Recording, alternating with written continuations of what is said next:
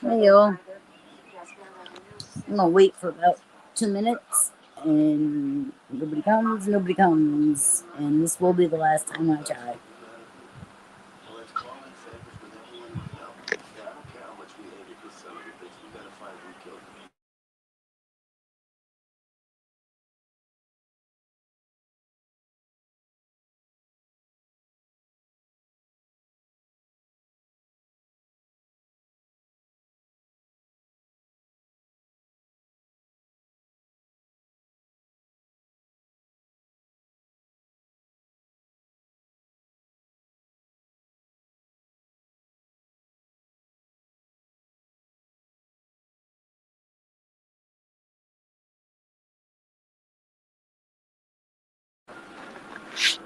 Okay, I'm just gonna read what I know about Maddie Scott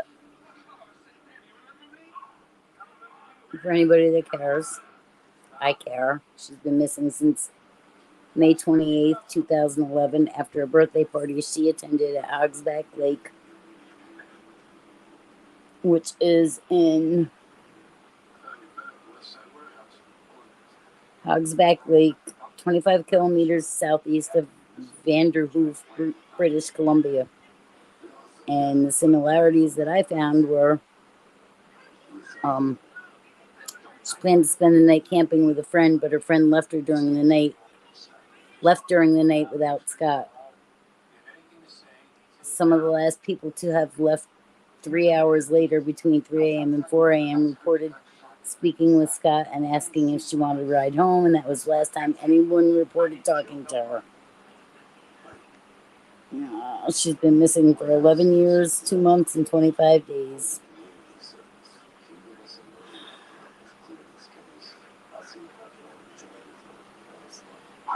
Maddie was born to Eldon and Dawn Scott on April 29th, 1991. She has a younger sibling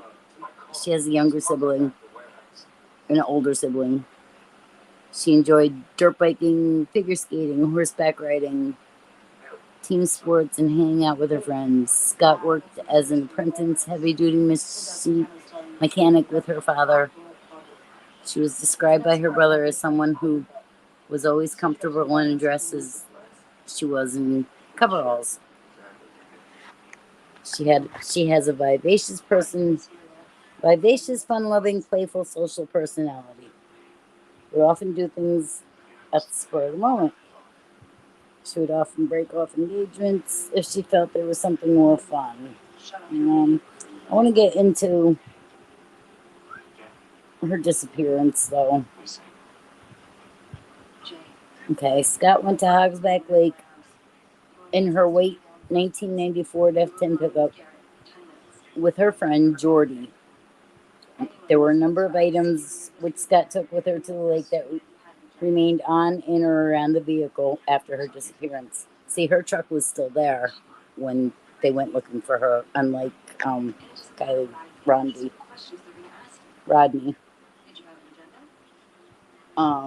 Let's see. Items in the open bed of her truck after her disappearance include a hatchet, a cooler with wine and beer, a gas can with some gasoline, and motorbike boots.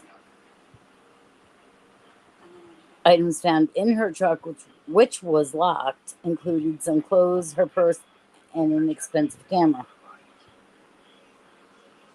Numerous items were known to be missing at the time of her disappearance. These items included the clothes she was wearing, an iPhone 4 with a robin's egg blue case, and a large cluster of keys with a Ford key on a Gothic-style lanyard.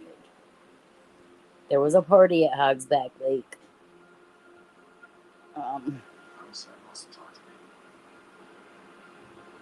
She was new to the school that she attended, and her and Jordy became friends soon after she arrived, though this friendship dwindled by the time they had graduated in 2009. The party was a birthday party thrown as a yearly event by a man who was present at Hogsback. The party was advertised by a Facebook event. See, those are the similarities that I'm talking about. It was reported that there were about 50 people who attended the party.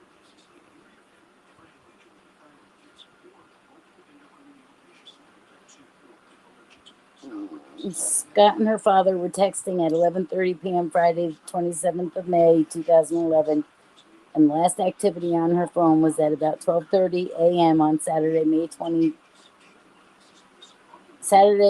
the 28th of May, 2011, when, according to her mom, there was an incoming call from a guy we know.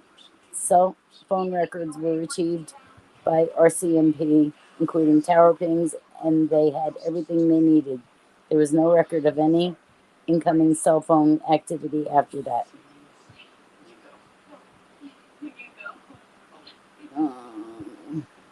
So she went missing between 3 a.m. May 28th and 8:30 a.m. May 28th.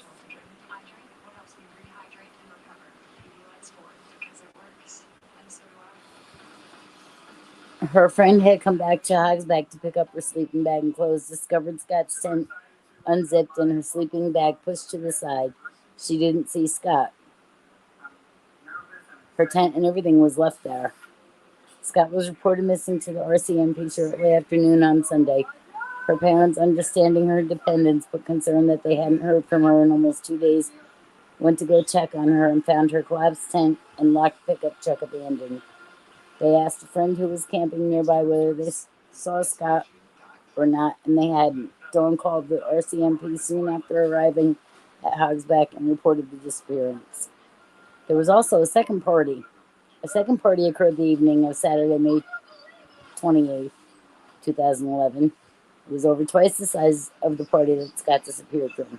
Scott's sister was at the second party but didn't see Scott there and didn't want to report that she was at the party because she was underage and didn't want to get in trouble. That sounds familiar too, doesn't it?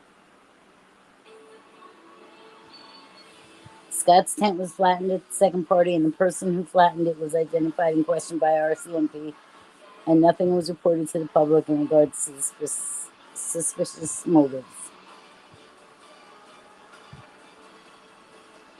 The area around Hogsback Lake has been searched extensively, including the lake, creeks, fields, swamps, and forests surrounding the lake. The lake is about 128 acres in size and 22 feet at its deepest, with clear water, 10 feet visibility. The area had been searched by foot, quad, horseback, helicopter, using forward red infrared, divers, cadaver dogs, boat, car, and trucks. There was a particularly extensive search effort in the initial days of the disappearance, with search crews walking in extended lines, hand in hand, checking in at 10 p.m., the cadaver dogs searching, and the dive team scouring the lake. The helicopter search included the use of forward-looking infrared in the early morning hours as the ground was cool and body heat would stand out. The helicopter search covered an area east to west between Isle Pierre and Fraser Lake, and north to south between Fort St. James, and south of Sinket Mountain, totaling an area of approximately 2,788.116 kilometers. The boat search included the use of side-scanning sonar.